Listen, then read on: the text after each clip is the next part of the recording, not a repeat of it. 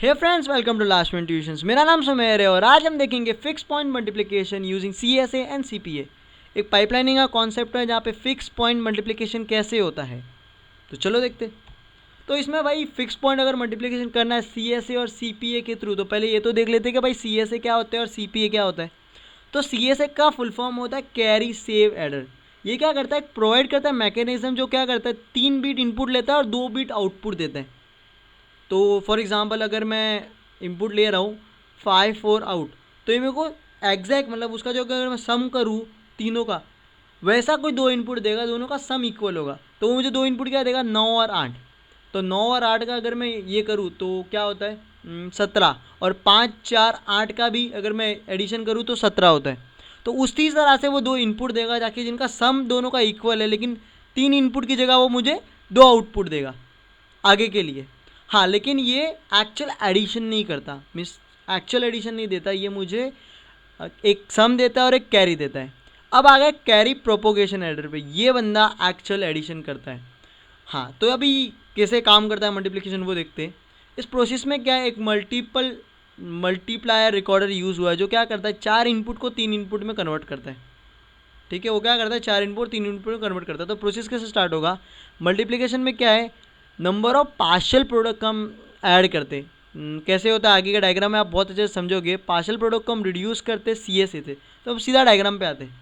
इसमें क्या है, मैं 16 बिट का मीन्स 8 बिट इधर 8 बिट इधर इसका इनपुट ले रहा हूँ। ये मेरे बफर है, तो इसको आप भूल भी जाओगे भी तो चलेगा, ऐसी बफर्स है यार, इनको मैं लैचेस भी कह सकता हूँ।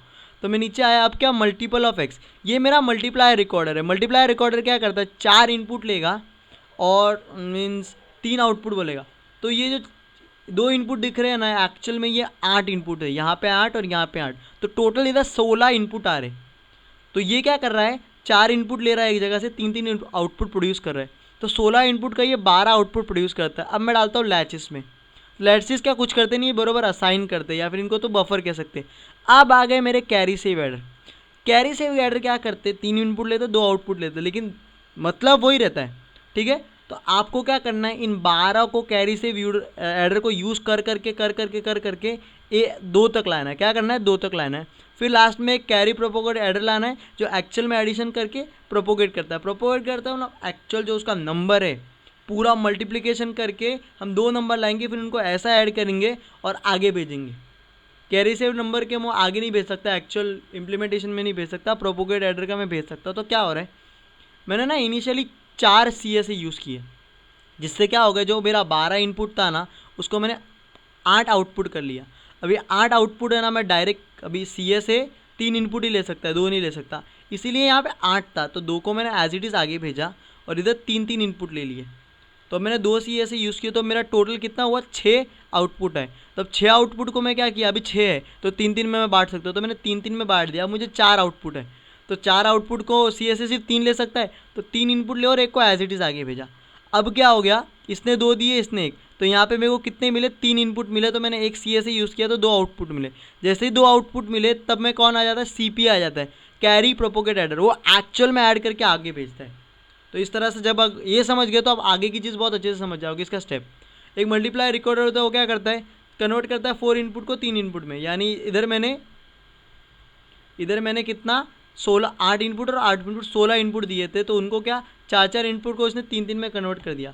फिर क्या, मल्टीप्लिकेशन इन्वॉल्व एडिशन और नंबर ऑफ पार्शियल प्रोडक्ट। ये जो है ना, इनको मैं कहता हूँ पार्शियल प्रोडक्ट, मतलब ये एक्चुअल प्रोडक्ट नहीं है, एक्चुअल प्रोडक्ट मैं यहाँ पे कर रहा हूँ, इनको कहते हैं पार्शियल प्रोडक्ट। तो इनको मैं कम करने के लिए क्या यूज़ करता हूँ, CSA क्या, इनको नंबर कम हो रहे, यहाँ पे एक्चुअल में कितने थे 12, फिर 8 हो गए, फिर कितने 6 हो गए, फिर 4 हो गए, फिर 3 हो गए। तो CSA की हेल्प से हम इनको कम कम कम कम कम करके एक्चुअल में उसका मल्टीप्लिकेशन कर दे। तो मल्टीप्लिकेशन का मतलब क्या एक्चुअल में देखा जाता है, कुछ एडिशंस।